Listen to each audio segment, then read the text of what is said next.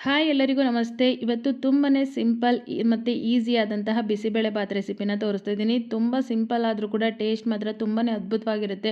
ಬೆಳಗಿನ ಬ್ರೇಕ್ಫಾಸ್ಟ್ಗೆ ಒಂದು ಅದ್ಭುತವಾದಂತಹ ಬಿಸಿಬೇಳೆಬಾತ್ ರೆಸಿಪಿ. ಇದನ್ನು ಮಾಡೋದಕ್ಕೆ ಮೊದಲು 1 ಕಪ್ಪಷ್ಟು ತೊಗರಿಬೇಳೆನ ಅರ್ಧ ಗಂಟೆ ಮುಂಚಿತವಾಗಿ ಚೆನ್ನಾಗಿ ತೊಳೆದು ನೆನೆಸಿಟ್ಕೊಂಡು ಇದಕ್ಕೆ 1.5 ಕಪ್ಪಷ್ಟು ಅಕ್ಕಿನ ತೊಗೊಂಡಿದ್ದೀನಿ. ಅದನ್ನು ಕೂಡ ನೀಟಾಗಿ ತೊಳೆದು ತೆಗೆದಿಟ್ಕೊಬೇಕು. ಎರಡನ್ನೂ ಕೂಡ ಕುಕ್ಕರ್ಗೆ ಸೇರಿಸ್ಕೊಂಡು ನಿಮಗೆ ಯಾವ್ಯಾವ ತರಕಾರಿ ಇಷ್ಟ ಆಗುತ್ತೆ ಅದು ಎಲ್ಲದನ್ನು ಕೂಡ ಸೇರಿಸ್ಕೊಬೋದು. ನಾನಿಲ್ಲಿ ಕ್ಯಾರೆಟು, ಬೀನ್ಸು, ಆಲೂಗೆಡ್ಡೆ, ಬಟಾಣಿ ಮತ್ತು 1.5 ಚಮಚದಷ್ಟು ಕಡಲೆಬೀಜನ ಹಾಕೊಂಡಿದ್ದೀನಿ. ಈ ರೀತಿ ಕಡಲೆಬೀಜನ ತರಕಾರಿ ಮತ್ತು ಅಕ್ಕಿ ಬೇಳೆ ಜೊತೆ ಬೇಯಿಸ್ಕೊಳ್ಳೋದ್ರಿಂದ ಟೇಸ್ಟ್ ತುಂಬಾ ಚೆನ್ನಾಗಿರುತ್ತೆ.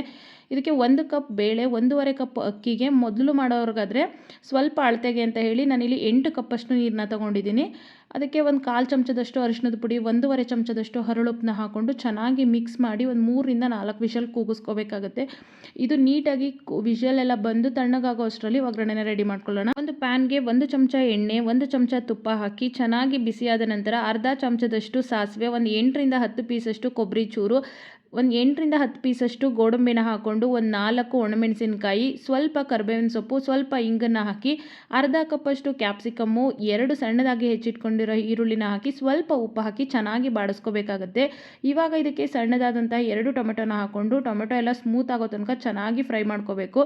ನಾನಿಲ್ಲಿ ಒಂದು ಸಣ್ಣ ನಿಂಬೆಹಣ್ಣಿನ ಗಾತ್ರದ ಹುಣಸೆಹಣ್ಣು ಒಂದು ಅರ್ಧ ಗಂಟೆ ಮುಂಚಿತವಾಗಿ ಬಿಸಿನೀರಿಗೆ ನೆನೆ ಹಾಕಿಟ್ಟಿದ್ದೆ. ಅದರದ್ದು ಹುಳಿನೂ ಕೂಡ ಇದಕ್ಕೆ ಹಾಕ್ಕೊಂಡು ಚೆನ್ನಾಗಿ ಕುದಿ ಬಂದಮೇಲೆ ಬಿಸಿಬೇಳೆಬಾತ್ ಪೌಡ್ರು, ಖಾರಕ್ಕೆ ಒಂದು ಅರ್ಧ ಚಮಚದಷ್ಟು ಅಚ್ಕಾರದ ಪುಡಿನ ಹಾಕ್ಕೊಂಡು ಸ್ವಲ್ಪ ನೀರು ಹಾಕಿ ಚೆನ್ನಾಗಿ ಕುದಿಸ್ಕೋಬೇಕಾಗುತ್ತೆ.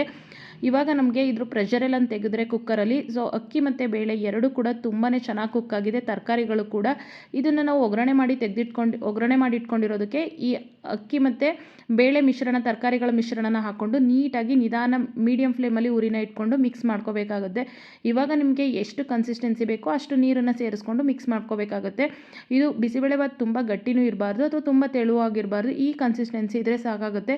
ಇವಾಗ ಇದಕ್ಕೆ ಸ್ವಲ್ಪ ಕೊತ್ತಂಬರಿ ಸೊಪ್ಪನ್ನ ಹಾಕಿದ್ರೆ ನಮ್ಮ ಕರ್ನಾಟಕದ ಸ್ಪೆಷಲ್ ಬಿಸಿಬೇಳೆಬಾತ್ ರೆಡಿ ಆಯಿತು. ನೋಡಿದ್ರಲ್ವಾ, ಬೇಗ ಮಾಡಬೇಕು ಅಂದರೂ ಕೂಡ ತುಂಬಾ ಚೆನ್ನಾಗಿರುತ್ತೆ. ಮತ್ತು ಮಕ್ಕಳು ತರಕಾರಿ ತಿನ್ನಲ್ಲ ಅಥವಾ ಬೇಳೆ ತಿನ್ನಲ್ಲ ಅಂದವ್ರಿಗೆ ಈ ರೀತಿ ಮಾಡಿಕೊಟ್ರೆ ಮಕ್ಕಳಿಗೂ ಕೂಡ ಪ್ರೋಟೀನ್ ಆಗಿರ್ಬೋದು, ಕಾರ್ಬ್ಸ್ ಎಲ್ಲದೂ ಕೂಡ ಇನ್ಕ್ಲೂಡ್ ಆಗುತ್ತೆ. ಇದಕ್ಕೆ ಸ್ವಲ್ಪ ತುಪ್ಪ ಮತ್ತು 1 ಹಿಡಿಯಷ್ಟು ಖಾರ ಬೂಂದಿನ ಹಾಕ್ಕೊಂಡು ತಿಂತಿದ್ರೆ ತುಂಬಾ ಅದ್ಭುತವಾಗಿರುತ್ತೆ. ನೀವು ಕೂಡ ಒಂದ್ಸರಿ ಟ್ರೈ ಮಾಡಿ. Thank you.